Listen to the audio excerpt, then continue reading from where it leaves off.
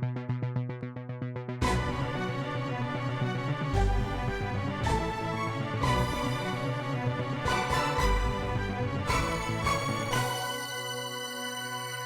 evening. Welcome to QUT Web News. Good evening.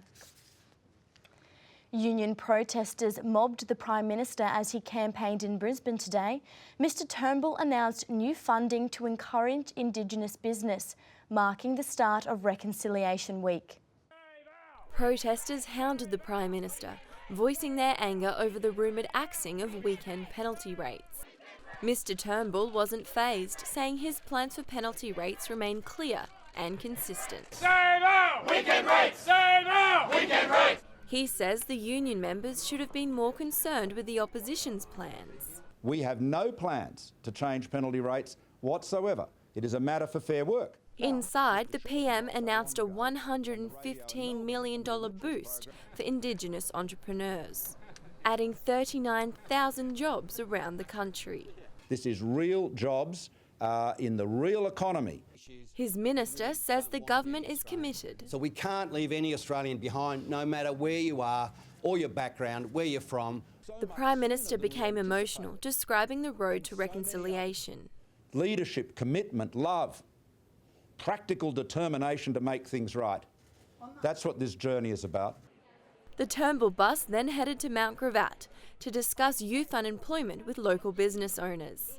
To me, it's just to make more jobs available. Well, with your energy and optimism, I'm sure your business will continue to grow. After cementing his commitment to jobs and growth around the state, the Prime Minister left Brisbane to continue on the campaign trail. Hannah Katatis, QUT News. Brisbanites were surprised to see Malcolm Turnbull soaking up the sun at South Bank this morning, but not quite as you'd expect. The Union stronghold on Peel Street looked more like the Cayman Islands this morning. A papier-mâché Malcolm seemed to be having fun and making some unlikely friends. The unions taking a swipe at the rich and famous in protest of Liberals' tax breaks to corporations. What's Malcolm Turnbull on about? The ABCC. Queenslanders aren't going to follow him down that dry gully. We know the issues that matter. All Malcolm Turnbull cares about is protecting his mates in the big end of town and big business. They believe the tax cuts are unfair and unsound. This whole theory about trickle down has no substance, has no evidence to show that it actually works. Some agree. These tax cuts should not be given to the rich. Others not so convinced. As business grows, it employs more people, it puts more money into the economy. While union officials are sending a clear message that this Liberal policy is geared up against the worker, LNP candidate for Brisbane, Trevor Evans, says that nothing could be further from the truth. He says he's disappointed Labor has backflipped on its support of tax cuts to businesses. Delivering tax cuts to small businesses and innovative startups is the opposite of trickle-down economics. It's actually exactly where the tax cuts need to be directed. Voters will ultimately decide at the polls. Joseph Byrne, QUT News. Federal opposition leader Bill Shorten went to Arnhem Land today. He's promised more funds for Indigenous jobs. Meanwhile, the Treasurer and his shadow counterpart met at a face-to-face in a debate in Canberra today. Day 20 on the campaign trail, and Bill Shorten is in the remote Northern Territory community of Maningrida. He announced under a new Labor government, numbers of Indigenous rangers will be doubled. $200 million will be invested in the program over the next 5 years. What we're doing is not just caring for the environmental management of the land, we're improving the chances in the future for the custodians of the land. Earlier in a radio interview, he was asked what he thought of Donald Trump.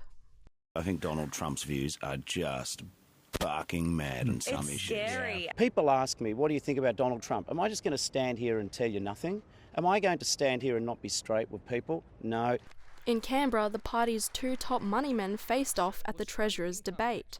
The focus, jobs, growth and education. There is wild agreement about the fact that education is important. Where there is a disagreement is how you pay for it. We've identified issues, announced detailed policies well in advance of this election. And unlike the government, we haven't had to walk away from any of our announcements after they've been made. The wide-ranging debate also touched on corporate tax cuts, housing prices and negative gearing. Giselle Gadella, QUT News. Each year, one day is set aside to symbolise the need to curb Queensland's road toll.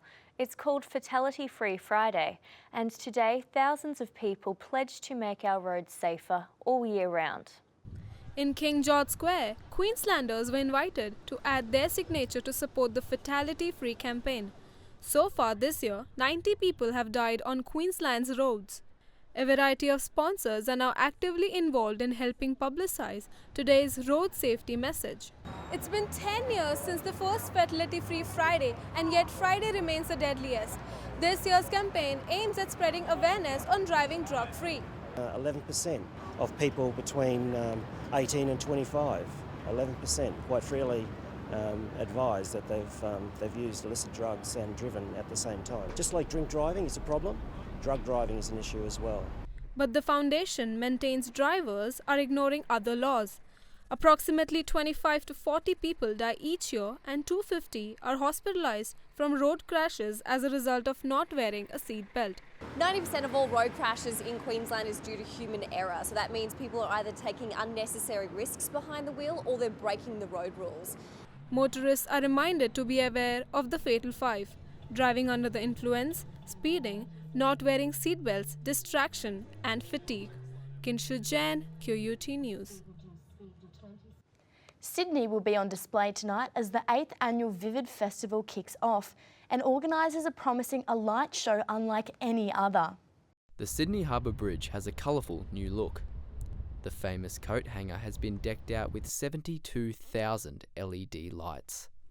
The Sydney Opera House also will illuminate the harbour city, along with other sites such as Customs House, the Museum of Contemporary Art, Centennial Park and more. Organisers say this year will be the most interactive offering yet, with a brand new light rocket set to blast off. I would argue one of the biggest kaleidoscopes in the world, and it's very exciting in there. Light, sound, all sorts of things.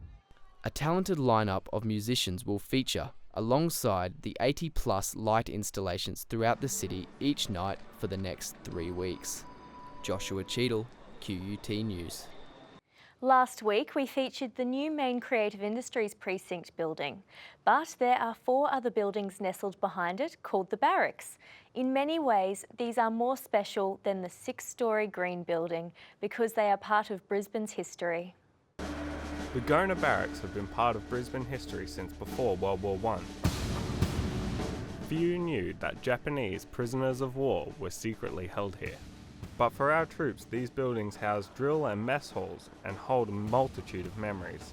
Life at the barracks was centred around the Frank Moran Memorial Hall. So it's where everyone used to gather, drinking, playing cards. But more recently, QUT purchased the land and barracks with plans to expand their Kelvin Grove campus. The expansion began 5 years ago. Now, it's up and running. Students work with the latest technology surrounded by wooden buildings that remain as a reminder of days gone by. In this open-plan studio, students work to mould and nurture their creative ideas. Everything I could have hoped for. I was really excited to move into the new facility. It's a wonderful minefield for work, actually. A creative oasis for students and those who teach them, the barracks provide a unique learning environment. And it's what we call an open studio, so it's a space where students all learn together. Working with textiles, clay, paint and wood, every student is encouraged to collaborate and learn together. You can see that they can kind of do construction here, they can do welding, they can do woodwork, all of those sorts of things in one spot. With their modern exterior, it might be easy for some to forget the history of these buildings.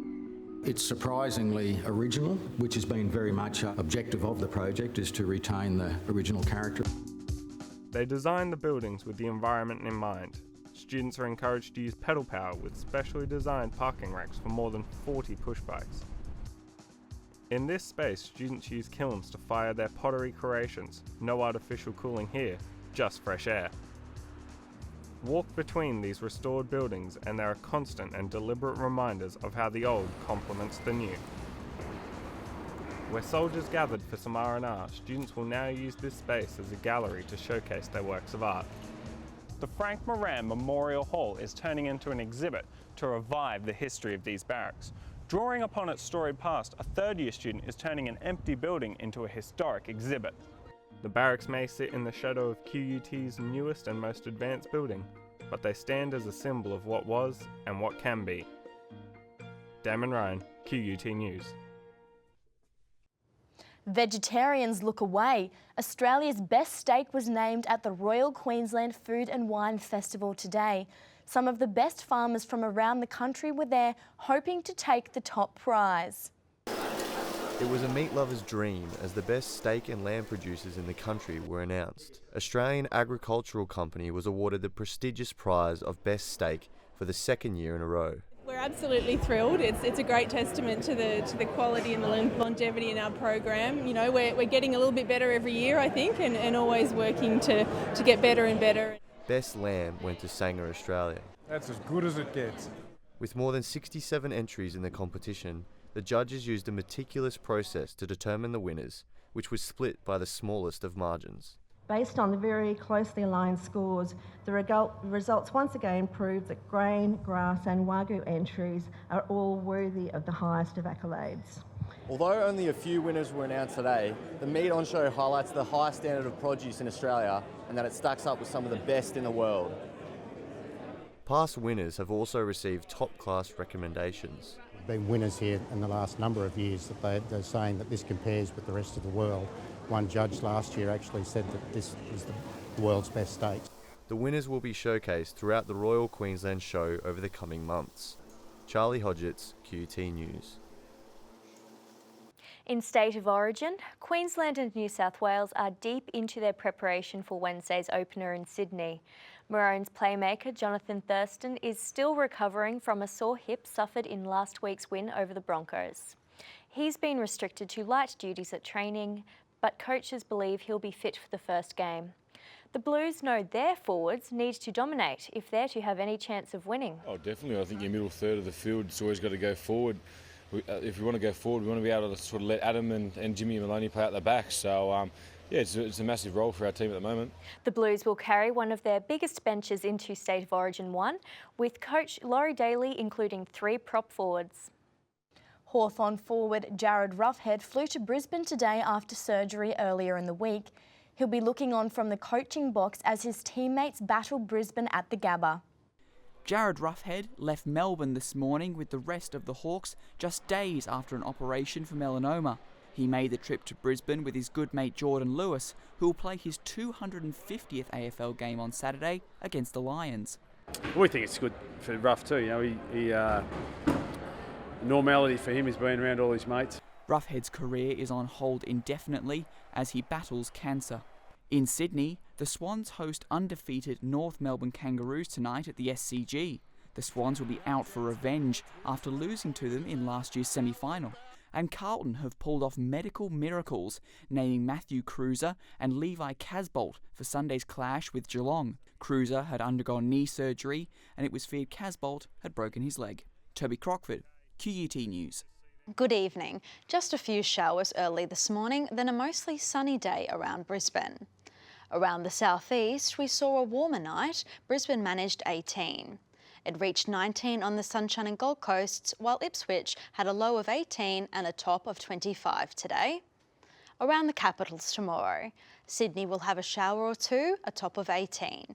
Pull out the jumpers and take the brolly if you're heading to Canberra, Melbourne or Hobart. Slightly warmer over in Adelaide with possible early showers. And showers easing for Perth, 20. And another partly cloudy day for Darwin, 33 degrees. Back to Queensland, expect loads of sunshine and some light winds. Mount Isa heading for 27. A hot one for Townsville, 32. Mackay and Rocky are both expected to reach 28. And Bundaberg will be slightly cooler. Finally, the outlook for Brisbane over the next 3 days. A gusty day tomorrow, winds up to 30 kilometres per hour. Those conditions should calm by Sunday with a sunny 23. The start to the working week, a pleasant autumn day of 24. That brings you up to date with the weather. And that's all the news we have for now. We're back Monday with more QUT News. Goodbye. Goodbye.